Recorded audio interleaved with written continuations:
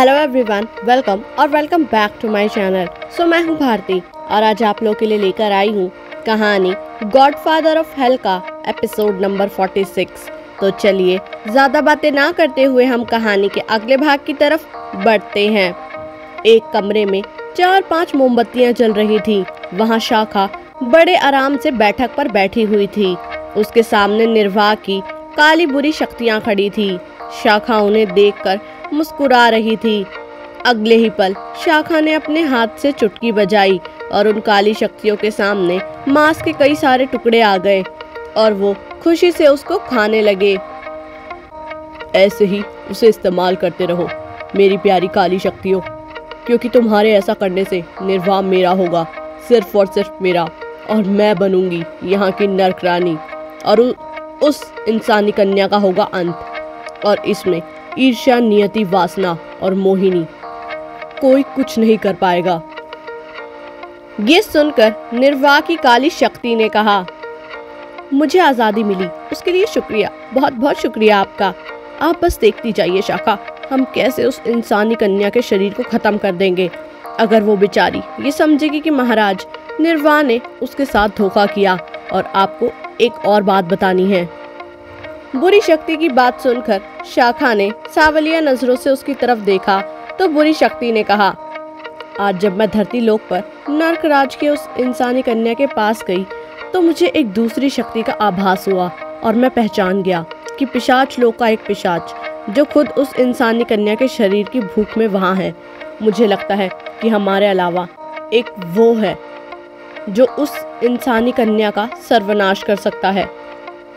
निर्वाह की बुरी शक्ति की बात सुनकर शाखा के चेहरे पर तीखी मुस्कान आ गई। ये तो बहुत अच्छी बात है, करने दो उसे भी अपनी भूख को खत्म। उस इंसानी कन्या के साथ हमारा क्या ही जाएगा, बाद में वैसे भी उस मासूम को सब पता चल ही जाएगा। इतना कहकर शाखा अजीब तरह से हंसने लगी। उसका इतना डरावनी हंसी सुनकर वहां मौजूद मोमबत्तियां फड़फड़ाने लगी और मशाल बार बार जलने बुझने लगी।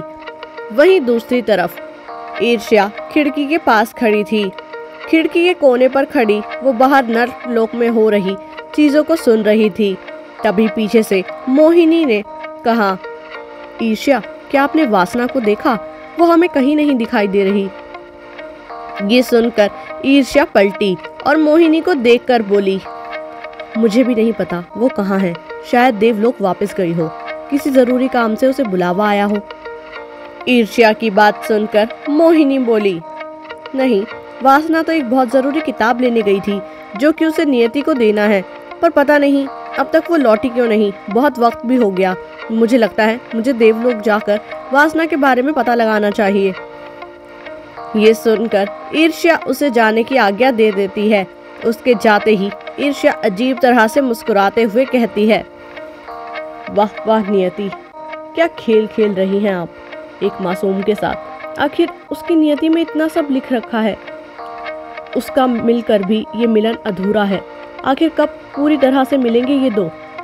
कब तक उस मासूम को ऐसे ही दर्द में तड़पना होगा?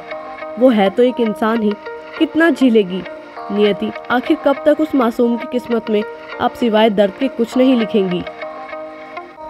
ईर्ष्या की बातें सच ही थी। एक वही थी जिसे सब पता था, क्योंकि काम भी तो उसे ही सौंपा गया था, निर्वाह और नीरा को एक करने का। पर नियति जिस तरह से उसकी किस्मत लिख रही थी, उस तरह से ईर्ष्या बहुत ही ज्यादा चिंता में थी। वहीं दूसरी तरफ नीरा कुछ घंटे में वापस उठ जाती है और वहां लगी अलमारी से कपड़े लेकर बाथरूम के अंदर चली जाती है और पानी के छोटे से टब में लेट जाती है। उसे अपने शरीर के घाव दर्द दे रहे थे। थोड़ी देर बाद वो नहाकर निकली ही थी कि उसे महसूस हुआ कि कमरे का दरवाजा खुला है। नीरा ने पलटकर नहीं देखा, क्योंकि वो जानती थी कि यहाँ सिवाय निर्वाह के किसी का आना नामुमकिन है। ये निर्वाह आया था। उसकी आंखें नीली चमक रही थी, पर ये इंसानी रूप में था। नीरा अपने कपड़ों को उठाने के लिए सोफे की तरफ जा ही रही थी कि पीछे से उसकी कलाई निर्वाह ने पकड़ ली। नीरा की आंखें आंसुओं से भीग गई।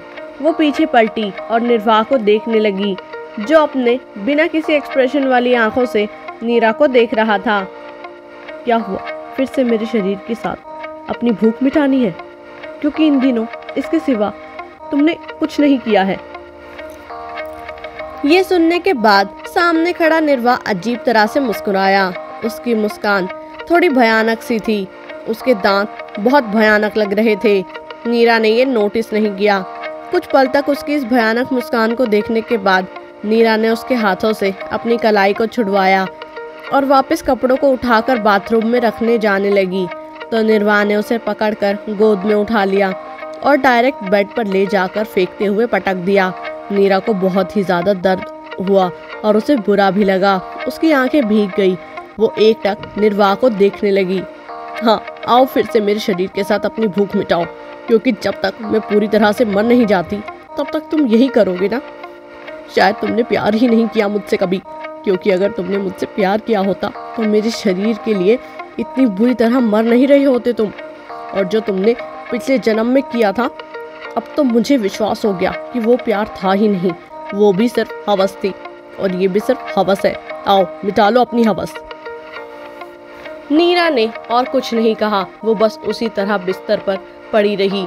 एक बार फिर उसके साथ वही सब होने लगा, लेकिन नीरा को ना जाने क्यों ऐसा महसूस हो रहा था जैसे ये निर्वाह है ही नहीं। पिछली बार भी उसे यही महसूस हुआ था। उसे ना जाने क्यों ऐसा लग रहा था कि निर्वाह के रूप में ये कोई दूसरा है, और जो पिछली बार उसने निर्वाह को महसूस किया था फिर भी उसे लगा कि ये निर्वाह के रूप में कोई और है। पर फिर भी वो ठहरी एक इंसान। उसे काली शक्ति, बुरी शक्ति, इन सब चीज़ों के बारे में आभास हो ही नहीं सकता था। उसके शरीर के साथ एक बार फिर बुरी तरह से खेला गया। निर्वाह के रूप में उस पिशाच ने अपनी हैवानियत खत्म की और बुरी ही तरह से एक दरिंदा बन गया। उस पिशाच एक बार फिर अपनी भूख मिटा ली, लेकिन नीरा उसके दिमाग में बस यही था कि निर्वाह ये सब कर रहा है, जबकि निर्वाह खुद कई दिनों से उसके पास नहीं आया था। उसे ईश्वर द्वारा इतने काम दिए गए थे कि उसे फुर्सत ही नहीं थी। आगे इस कहानी में क्या होगा जानने के लिए सुनते रहिए कहानी गॉडफादर ऑफ हेल मेरे यानी भारती के साथ। उम्मीद करती हूँ आप लोग को ये एपिसोड जो है वो पसंद आया होगा। अगर आप लोग को ये एपिसोड पसंद आया तो वीडियो को लाइक करना, चैनल को सब्सक्राइब करना बिल्कुल भी ना भूलेगा। बाकी जब तक नेक्स्ट एपिसोड आता है तब तक के लिए बाय एंड टेक केयर।